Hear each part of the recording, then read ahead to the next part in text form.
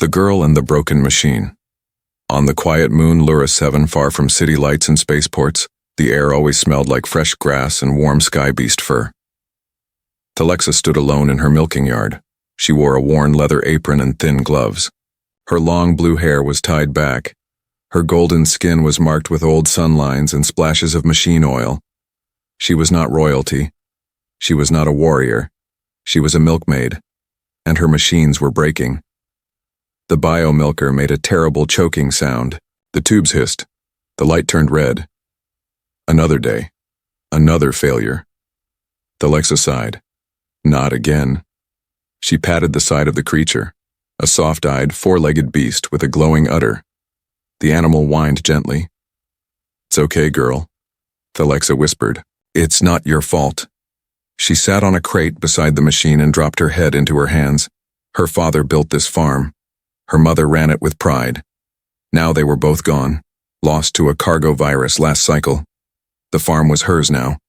But she couldn't do it alone. The machines were old, the fences bent, and her arms were too thin for heavy tools. She opened the colony board on her datapad. There it was again. Help wanted. Strong hands needed. Farm tech failing. Pay is low. Life is hard. Meals provided. Telexa, Lura 7. Dairy plot.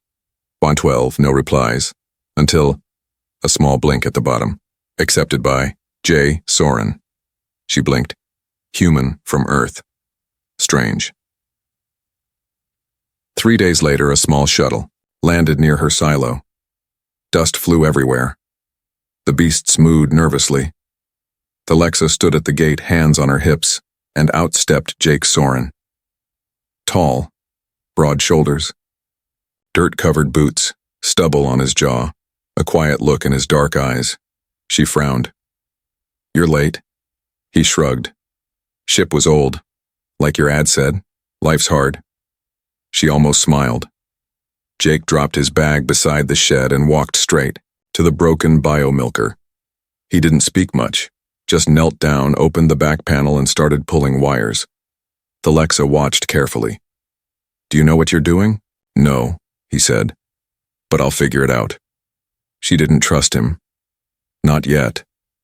But something about the way he moved, the way he touched the tools with care, it reminded her of someone. By sunset, the machine hissed, then blinked green. The creature mooed softly and relaxed. The milk flowed. Telexa's eyes widened. "You fixed it." Jake stood, wiping his hands on a cloth. "It's working for now." She nodded slowly, then pointed toward the barn. "Dinner's that way." He followed her without a word. That night, they sat at a small table under the stars. He ate quietly. She sipped a warm drink. Finally, she asked, "Why come out here?" Jake looked up. "Why not? No humans ever answer farm calls. You don't like quiet places. I do now." She tilted her head. "What are you running from?" Jake didn't answer, but his eyes shifted toward the tree line, toward the edge of the land, where something hidden blinked once, then went dark. Telexa didn't see it, but she felt something strange. She looked at Jake again. He wasn't just strong. He wasn't just quiet. He was hiding something. The human with calloused hands. The next morning, Telexa woke to a sound she hadn't heard in weeks. The hum of working machines. She ran outside, boots crunching on dry ground. Her eyes widened. 3 of the old milking units were online. They blinked green. The beasts were calm, and Jake was already working on a 4th, shirt off, arms covered in sweat and grease, talking softly to the equipment like it was a living thing. He didn't notice her at first, not until she cleared her throat. He turned slightly. "Morning." She crossed her arms. "You fixed them all," he shrugged. "Not yet, but they're waking up. They're ancient models, bio-linked tech. No one's repaired them in 10 cycles. Jake glanced at her. Machines just need to be understood. Like people. Later that day, they worked together. At first, it was quiet. Only the sound of tools and low mooing. But Telexa began to notice things. Jake's hands were steady, but had scars. Not farm scars. Farm. Not accidents, burn lines, laser traces, marks of war. She didn't ask. Yet. That evening, while cleaning the storage barn, she found something strange, tucked behind the hay, under a tarp. A steel case. It was not hers. She opened it slowly. Inside were parts of an old beacon, military grade, Earth origin, damaged but still blinking faintly. Her breath caught. Jake entered quietly behind her. You weren't supposed to see that. She turned fast. What is it? He looked calm, but something behind his eyes tightened. Just a warning system. For me. In case people from the past come looking. She narrowed her eyes. What kind of people? Jake paused. Not friends. That night she couldn't sleep. She stood outside the silo, watching the field sway under moonlight. Jake joined her. Neither of them spoke for a while. Then she finally said, You said machines need understanding. What about people? He looked at her. Depends on the person. She didn't look at him. I'm not weak, she said softly, even if I asked for help. I never said you were. But you think it. He stepped closer. I think you're stronger than you know. You've held this land alone. Most would have left. She looked up at him now. Why didn't you? Because I know what it means to lose everything. She waited. He didn't explain, but he didn't need to. She could see it. The next morning, she found him kneeling near the outer field. Not fixing anything. Just still. His hand rested on the soil like he was listening to the earth itself. And for the first time, she realized, he wasn't just hiding from something. He was hiding with something. Something buried. Something alive. The thing he buried, the wind on Lura 7 carried the smell of warm grass and soft dust, but Thalexa smelled something. Else, secrets. She watched Jake from the barn window. He wasn't working on the machines this time. He stood still, one hand pressed to the dirt at the edge of the field, where the trees began. Every morning now, he walked there before sunrise, like a ritual, like he was waiting. That afternoon, when he left for the southern fence, she returned to that same spot. Her boots crunched the soft soil. The beasts mooed faintly behind her. She knelt down.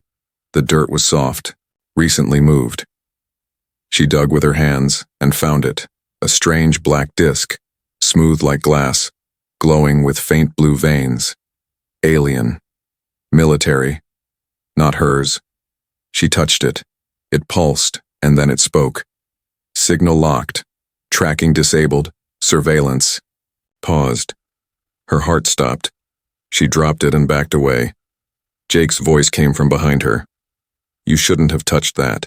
She turned sharply. He didn't look angry. Just tired. What is it? She asked. A dead eye, he said. Old tech. One-way vision. You're spying? No, he said quietly. I'm hiding. He stepped closer. I used to work for a private war syndicate. I built tools that watched and destroyed. After I escaped, I kept one for safety. Safety? She snapped. On my land? I buried it, powered down, just in case someone from my past came looking. Thalexa's eyes burned. You should have told me. He looked at her now, really looked. I didn't think you'd let me stay. Silence. Then she said, Why are they looking for you? He didn't blink. Because I broke the machine I helped build. She paused. What kind of machine? His voice dropped. One that ends cities. She didn't speak after that. She just turned and walked back to the barn. She didn't tell him to leave, but she didn't ask him to stay either. That night, the machines buzzed quietly. The beasts slept peacefully, but Thalexa stood at her window and watched Jake sit in the dark alone, at the edge of the field, next to the thing he buried. He didn't run. He didn't hide. He just waited. The next morning, Before sunrise, she stepped out to meet him. You said the eye was dead, she began. It is. But yesterday it blinked. Jake stood slowly. He didn't need to say it. She already knew. Someone had found him. Thalexa took a breath. Will they come here? Jake nodded once. I think they already have. The night they came. The sun dipped low behind the hills of Lura 7, casting long shadows across the fields.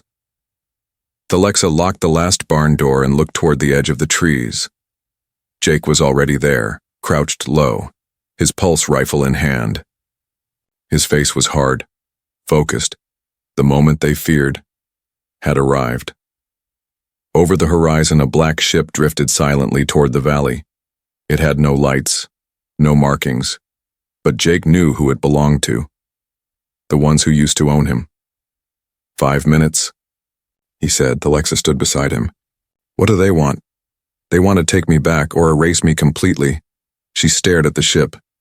You shouldn't have come here. He looked at her. I didn't mean to bring this to your land. You did. Jake lowered his eyes. Then I'll leave now, I'll run, but she grabbed his arm. Firm strong, you leave, you die. He blinked. I'd rather fight with you than bury you.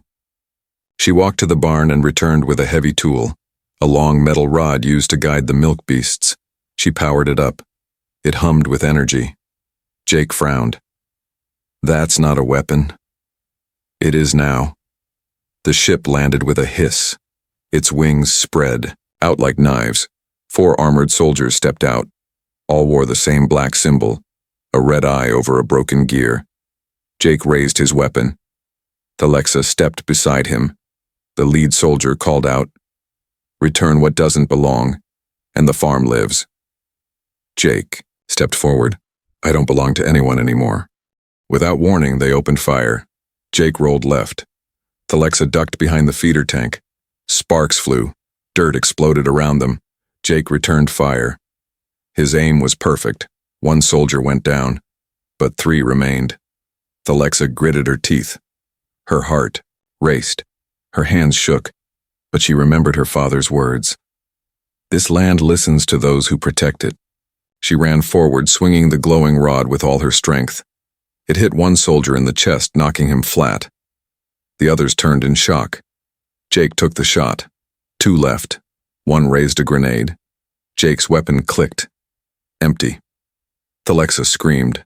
But just before the soldier could throw, one of the milk beasts charged from the side, crushed him like a rag. Only 1 soldier remained. And he saw the rage in Thalexa's golden eyes. He ran. The battle ended as fast as it began. Smoke drifted in the air. Jake sat back, breathing heavy. You saved my life. Thalexa dropped the rod, her hands trembling. I'm not a fighter, she whispered. Jake looked at her with a soft smile. You are now? They stood in silence under the stars. He touched her shoulder gently. You could have let them take me. I could have, she said, but I didn't. Inside the barn, the creatures rested safely. The machines hummed again, and Thalexa stood taller than ever before. She wasn't just a milkmaid now, she was a protector. The bond between milk and metal. The air over Lura 7 was quiet again, too quiet. The black ship was gone. The bodies had been buried. The fence was repaired. But something had changed, not just in the land, not just in the machines, in Thalexa and Jake. He sat in the barn, his shoulder wrapped in a bandage, oil and blood mixed on his shirt. She walked in slowly, carrying a warm drink. You didn't sleep, she said. Jake looked up. Didn't feel safe enough. She handed him the cup and sat beside him on the crate. You saved my farm, she said. You saved me first. She glanced at him. No. I just didn't want to bury another body on my land, he smiled weakly. Sure. For a while they sat in silence. Then she spoke again. In my people's history, we didn't use words to bond. We used energy. Jake raised an eyebrow. Energy? She held up her hand. A soft glow passed from her palm. Touch between people, who trust each other creates a link. It was used only in family or deep connection. Jake was quiet. What happens if we link? Thalexa hesitated. Then our minds share what the words can't. Jake looked down at his hand, then at her. He reached out. If you're willing, I'd like to understand. She nodded. Their hands touched. The glow spread instantly. It wasn't painful, it wasn't loud, it was warm. Suddenly, Thalexa saw flashes, his memories, a younger Jake, building machines, watching a city burn from orbit, a woman's voice screaming through a communicator, him running, hiding, falling, choosing peace. Jake saw her memories too, a young Thalexa learning to care for beasts beside her father, crying the day the machines failed, sleeping in the barn because she was too afraid to lose anything else, and then planting flowers over her mother's grave. They pulled apart gently, eyes wet. He whispered, "I didn't know." She nodded. "Now you do." Suddenly the ground shook. Soft, but real. Jake stood. Was that? Thalexa looked toward the field. No, that was something else. They ran to the edge of the pasture, the soil near the place Jake had buried. The eye was glowing faintly, not blue anymore. Now, green, alive. Jake scanned it. The readings were strange. Thalexa, your land is not just a farm. She blinked. What do you mean? He crouched, touched the earth. This isn't just soil. There's something growing below, like a root? No, like a machine. They looked at each other, then down at the glowing ground. Something old was waking, and it had felt their bond. The farm's secret heartbeat. The field on Lura 7 was glowing, not with sunlight, with something deeper, something alive. Thalexa stood beside Jake, staring down at the pulsing light that shimmered beneath the soil like soft lightning. Her voice trembled. This land, it's never done that before. Jake adjusted his scanner. This isn't normal energy. It's old, ancient, some kind of buried system. Thalexa crouched and placed her palm on the soil. It feels warm. Jake nodded. Like a heartbeat. They began to dig. Not with machines, with their hands, careful, slow, guided by the pulses. After an hour they hit something solid, a round metal plate, smooth, with strange markings neither of them had seen before. Thalexa touched one of the symbols. The light flared, and the plate opened. Inside was a stairway, leading down into the earth. A hidden chamber. Thalexa looked at Jake. Did you know this was here? He shook his head. No, but I think it was waiting. For what? For us? They went down slowly, the light guiding their way. The air grew cooler.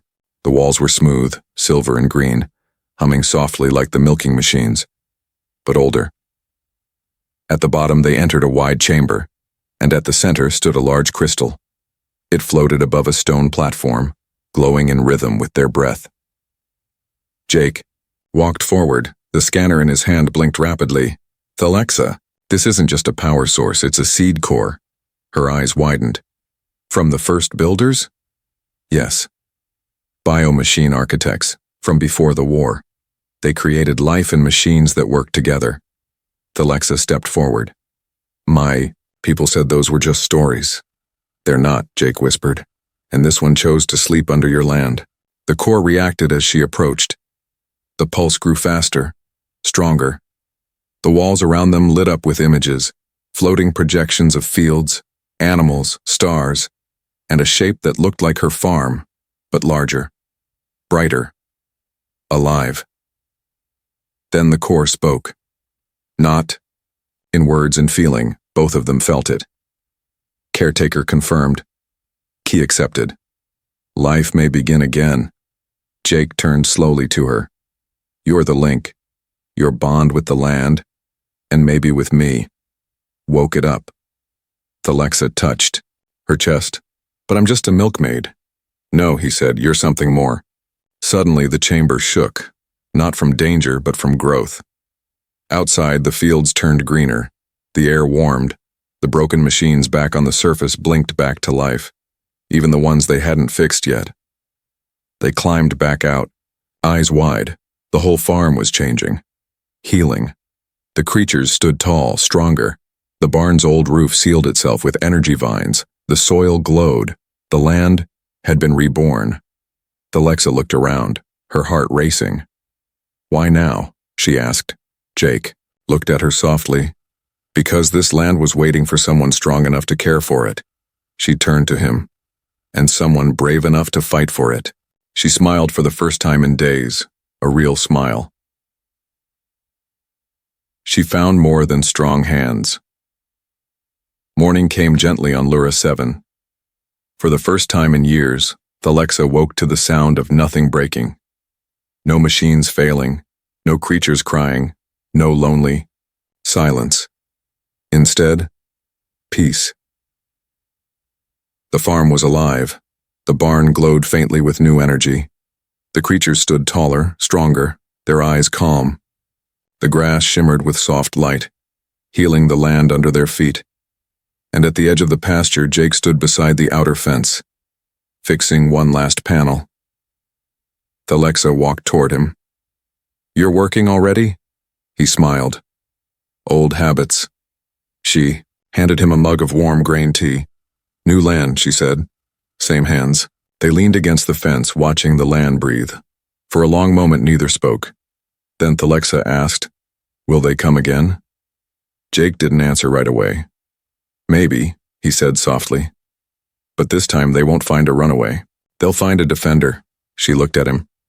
"And they'll find me too." He turned. "You sure?" She smiled. "I'm not just a milkmaid anymore." They walked back to the barn together. Inside, the animals hummed with life. The machines were smoother now, faster, but still familiar. Thalexa placed her hand on the wall. She felt it, a soft pulse, the heartbeat of the land. It matched hers now. That evening, she placed a flag above the hill, handmade, stitched from her father's work cloth and her mother's harvest wrap. At the center, she placed a symbol, a circle joined by two hands, one golden, one brown. Jake stood beside her, watching quietly. She said, "This is ours now, not just mine." He looked at her, truly looked. "You once asked for strong hands," he said. She nodded. "I did." "And now?" She reached for his hand and held it tight. "Now I know I needed more than strength. I needed someone who wouldn't let go." The stars blinked above them. The land rested below, and somewhere in between, a human and an alien stood side by side, not just as farmhands, but as partners, builders, guardians of something old and something new. People would hear the story in whispers, of the milkmaid who saved her land, of the human who helped her rebuild it, and of a forgotten moon that bloomed once more, because two broken souls had chosen to stand together,